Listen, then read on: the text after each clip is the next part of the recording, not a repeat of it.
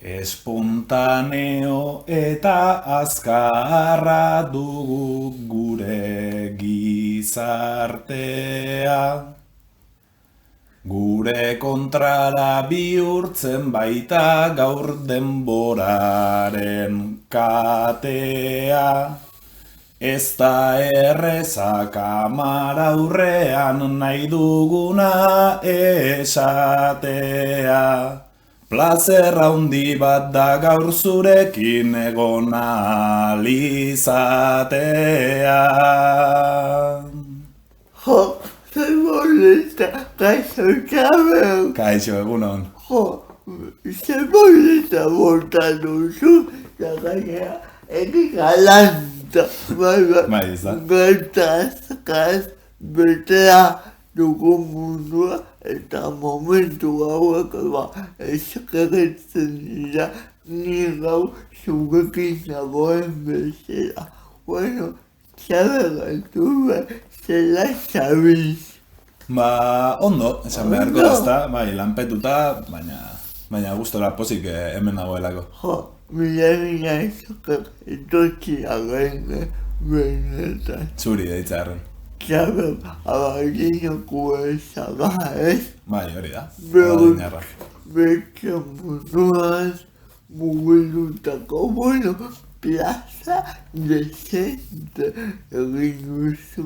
Txabel, nolatan betxe munduaz.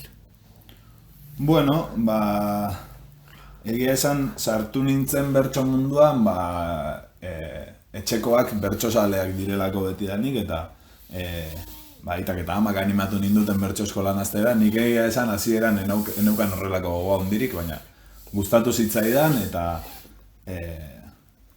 sortea izan nuen, oso gaztetan izan nuen aukera plazetan hasteko, eta horrek, bultzada eman zidan bertan jarraitzeko. Ez dakit egia den plaza desente izan ditu dela, ze gaur egun zaila da plazak izatea, baina bai, enaiz kejatzen. Zaila da, baina ikusi zaitu telebistan eta kontetan eta horregatik esan dut plazena, baina akordatzen zara zubeleneko plazaz. Apurra lotxagarria da hau, baina egia esan uste dut enaizela akordatzen esango nuke. Seguru asko izango zen Abadiñoko, lehenengo plaza, Abadiñoko San Blas batzutan aurretik etxean prestatutako bertsoren bat kantatzera irtengo nintzen herrian bertan, baina bestela ez dakit lehenengo plaza zein izan nuen. Zer eman dizu bertsoak? Bertsoak eman dit, azken baten modu bat, nik esan nahi dudan hori esateko eta entzuna izan dadin, ez? Hau da, bertsoa, edozein adierazpide artistiko bezala, gai da, mezuak transmititzeko. Eta nik uste dut hor dagoela bertsoaren egiazko balioa, ez? Hau da, mikrofono bat izatea, fokoak izatea, zerbait, mezu bat, helarazi ahal izateko entzuleari. Zuk ere oso zenbatutekin asertzen bertxota akordatzen zara. Bai, bertxotan hasiko nintzen 9-10 urterekin. Eta esan dizut, sortea izan nuen, 12 bat urterekin jada plazetan hasi nintzelako. Orduan oso gazte. Esango gaztean, hain gazte hasita asko ikasiko zenu bertsoa gainek ez.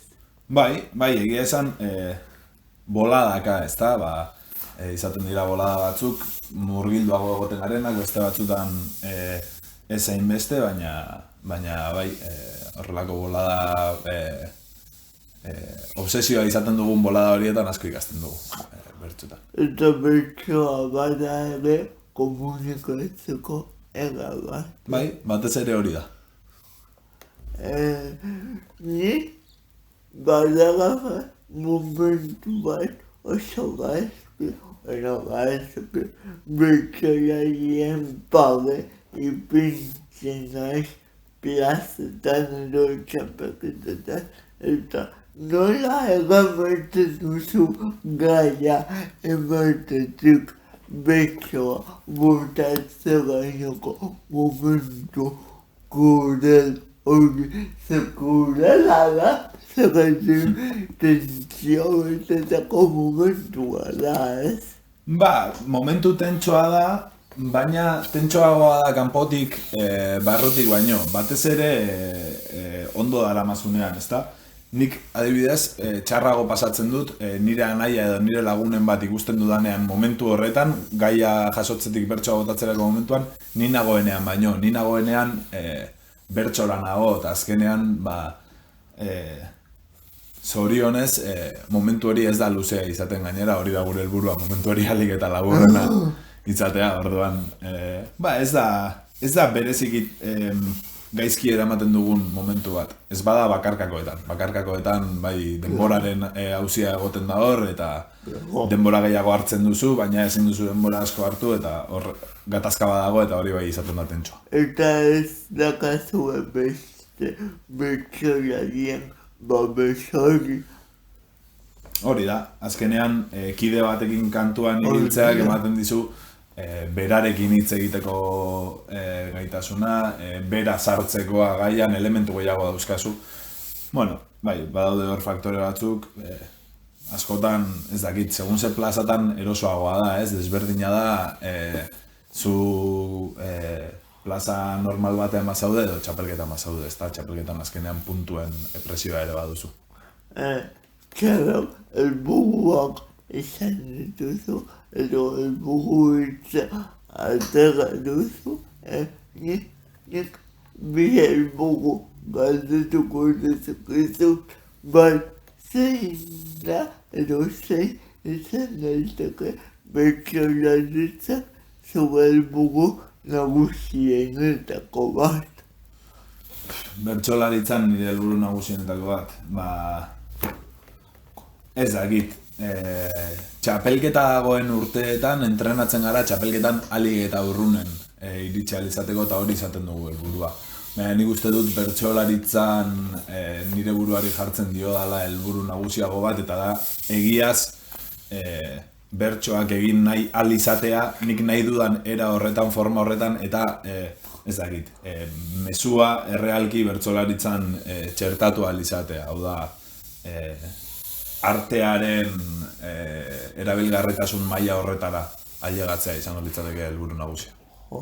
Asko gustatzen esan duzuna.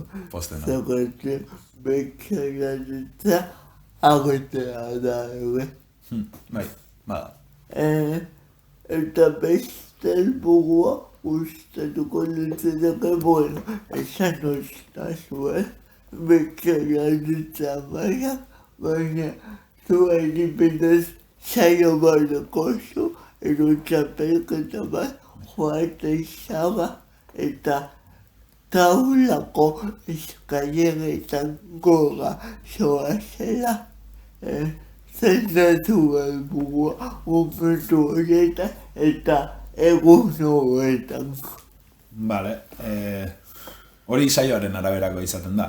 Txapelketako saio bat bada, helburua, ez dakit, erreala izan edo ez, beti izaten da saioa irabaztea, ez? Txapelketara bazoaz, hau da, zure burua ikustaraztera zoaz, ados, baina zure burua ikustarazteko lan horretan saioa irabaztea da, dagoen modurik eta handiena. Beti, hori txapelketa makarri da, beti izaten dudan helburu bat da nire mailarik onena ematea, hau da, ez irtetzea bertatik esan da, ondo aritu naiz, baina hobeto egin nezakeen edo. Beti izaten dugu gure bizitzako saioa egiteko gogo hori, eta askotan hori frustrantea ere izaten da, ez dakit, faktore asko jokatzen dutelako saio baten, eta egin dezakezu gaur zure saio estelarrena, eta hurrengoan horren esperantzatan joan, eta saio ona egin arren zu ez gustora atera. Nik beti esaten dut bertsolariak zaudetela ahozko idazleak, zergatik hitz asko jakin behar dituzue, gero horiekin jolasteko edo olumetako gaia bena babeba. Bai, arrazoi duzu, bertsolaritzan baina beste faktore bat dago eta da espontaneotasunarena, bat-batekotasunarena. Eta hor idazleek joka dezakete nahi ez duten ideia bat etortzen bazaie burura hori ez idaztearekin, baina guk burura datorren ideia hori kantatu beharra daukagu. Gatzagoa aldeko zuen eta gatzagoa ginen zergatik ezin duzuen ezabatu. Hori da, ez dago ezabatzerik, arrazoia dago zu. Eta hau esaten duzu, jende asko ikusten dugu bete zaio bat, eta bale, asko kokaga bertsoa maite dugunak, baina betetako petageno bat esango duna, ez izitzira hogaino, eta altzetik dagoen lana ikagagabea da. Bai, arrazoi duzu, kontrakoa ere gertatzen da, jende asko bertsoa ezagutzen ez duena, geratzen da flipatuta nola egin dezakete hori taula gainean. Eta ez da hain harrigarria ere, azkenean urte askotako entrenamendua da, saiatuaz ikasten dugun zerbait. Eta ibiltzen ikasten bezala, egoiz ikasten dagoen, bertsolan akatzen ikasten dagoen. Hori da. Nukera saiatu izan bertso batzuk idazten eta ez da egoisa. Ez batez ere hori, ez bazaude ohituta.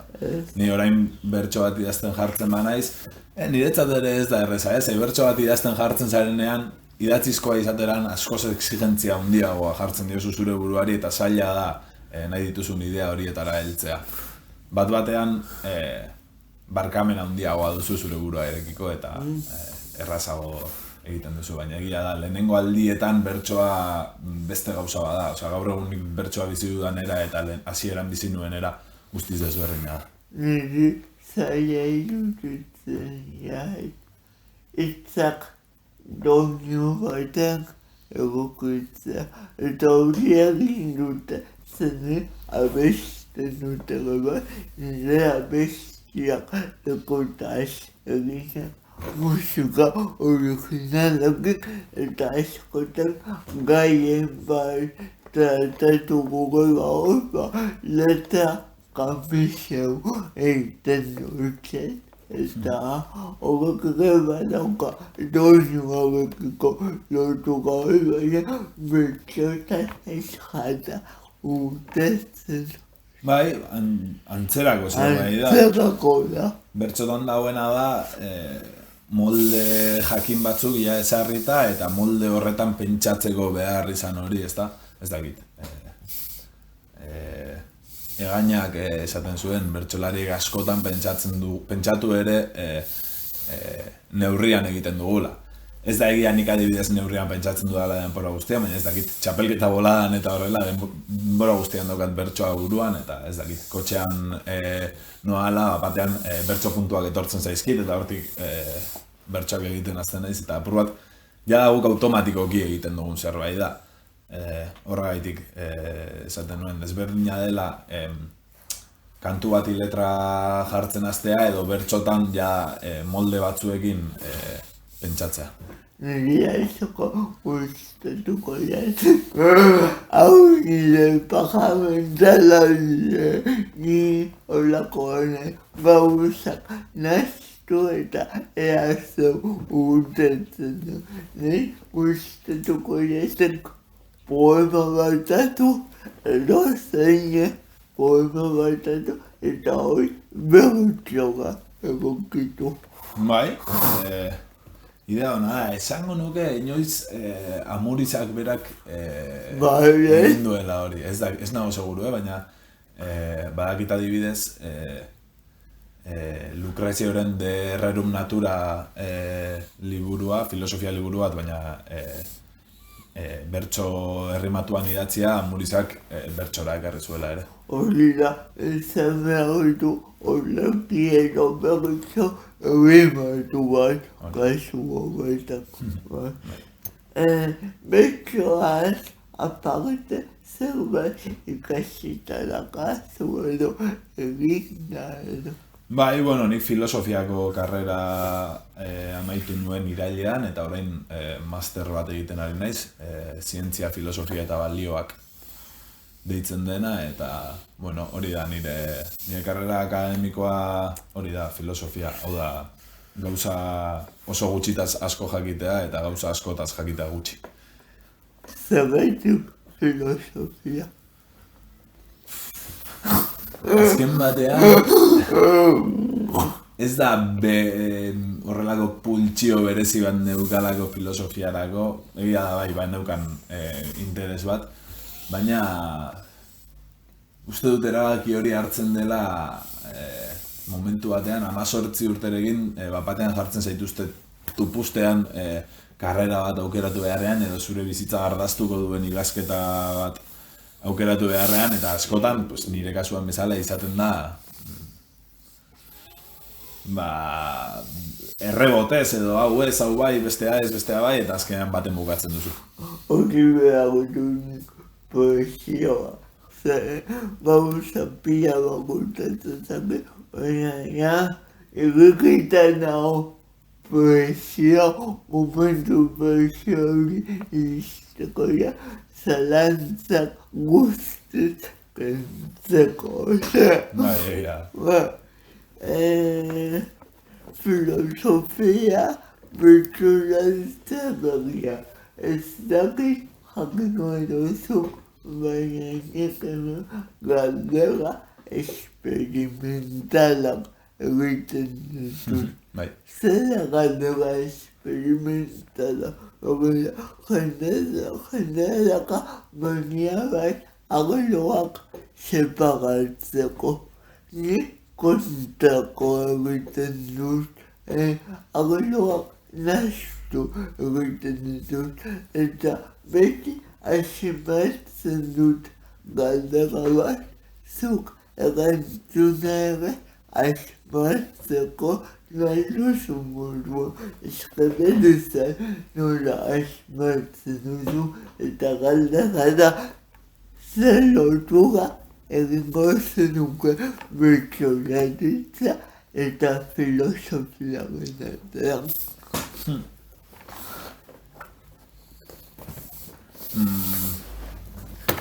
Egia esan, nahiko lotura zaila da, bat-batekotasunari badagozkio bertsolaritzaz ari garenean, ezta? Berez, bertsolaritzaren helburua mezuaren transmisioa bada, berez, filosofiaren transmisio bat egitea maila divulgatiboan ez da erraza. Orduan, hori improvisatuta eta bertsotan egitea oso zaila da. Ez dakit, idatzizko bertsoan egin ahalko litzateke hurbilpen bat, bata eta bestearen arteko nasketa bat, dena dela, nik esango nuke, norberaren formakuntza ez bakarrik akademikoa, baizik eta norberaren bizi esperientzia osoa, bertsolari baten bizi esperientzia osoak garrantzia duela bere bertsolaritzan, hau da, nire bertsokeran filosofiak ere izango du garrantzi bat. Jago, ze polita. Beste kontutxoa bertsolaria zara ikaslea ere, organizua zara mastereak, baina horren guztiaren gainetik gizakia zara. Deno bezala, eta gizaki bezala zure kezkak edukiko dituzu, zentzuria loak entzen dizukizuten memoriak. Bueno, loak kendu niri loak entzea zaila da, lo sakonekoa naiz, baina nire kezka nagusia izango litzateke, ez dakit, gaurko gizartearen injustizien multzoa, ulertuta nola daukagun berez gaitasuna nola izango lukeen gizakiak askatasunean oinarritutako bizi eredu bat implantatu ahal izateko eta horren aurrean bizi garen ez dakit etengabeko zapalkuntzetan oinarritzen den mundu batean, ez da, adibidez ez dakit, gerrak daude munduan zehar gure interesik errepresentatzen ez duten gerrak daude denbora guztian munduan zehar, ez daukagu jende geroz eta gutxiago dauka gaitasuna hilabetea amaierara ailegatzeko ekonomikoki, eta iruditzen zait gaur egun bizi dugun garaia 21. mende honetan aukera dagoela errealki guzti horrekin bukatzeko. Nire benetan izogatzen nire zelako gaitasuna edukituko teknologia aurreratu bat emateko. Pandemia baten aurrean konponbideak akoltzen atzean ez bakuna bat alteratzeko PCR-ak asmatzeko eta horrenik ez zokagagai ditugun eredu batzuk barneratzeko adibidez orain ikusten dugu Ukrainialdean gaia eta ikusten hau guztia saiestuko genuke ez eguneko nola saiestuko genuke historia gehiago jakinda. Ez dakigu ezer historia dugu eta beste gauza bat nik uste garela munduko hoberenak daukagu guztia eskura. Eta ez dakagu ia ezer kontrolpean. Arrazoi duzu, bai. Azkenean ez dugu aukeratzen ikasten duguna ere. Hau da, historia gehiago jakiteko beharrezkoa da hezkuntza sistema bat historia behar bezala landuko duena eta ez dakit. Ez aurren disiplinamendura zuzenduta dagoena. Klaber, badakin eta kasula alako bola magikoik, baina nola ikusten zara hemenuk urte batzuta. Bueno, ez dakit, ikuspuntu errealista batetik erantzun beharko banizu, ez dut uste etorkizun goxorik dugunik gure belaunaldiko jendeak, baina ez dakit ikusi nahiko nuke nire burua etorkizun eta mundu hobe baten alde borrokan hemendik eta urte batzutara eta geroz eta jende gehiago izan gaitezela horretan ari garenak. Zogateko etorkizuna guga eskolagoa eta gu lakoa maitane mazabal etorri zitzera maitane musu bat terapeuta da eta hori esaita zuen gu gazteok katazkaz inguratuta gaude, baina horrek ez du esainen ez dezakegula denonetan etorkizun poli bat eraiki dezakegula. Arrazoi duzu. Txabel, mila esakegu etortzagatik benetan. Zuri oso gustora egon naiz. Miradeko diego muso amiga guga ikusi da, Bai. Agur!